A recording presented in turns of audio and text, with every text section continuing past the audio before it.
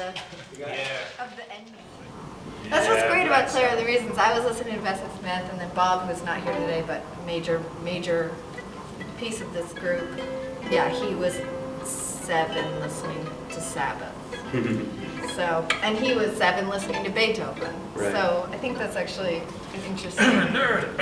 The weirdos. Well, like, what do you think was the appeal of a 7-year-old listening to Sarah Vaughan or, Bessie Smith?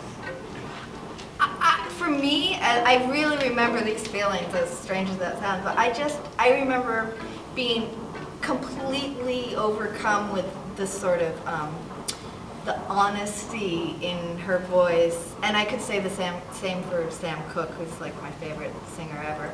There's something so, they can sing these sort of simple things that aren't really simple, but they make them sound really simple, and it's just their delivery and the purity of their stories and their, it's just so believable.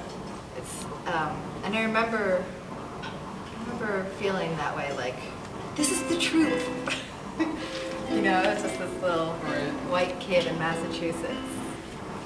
But I don't know, I was just very overwhelmed. Like, also, when you're a kid, you kind of like what you know.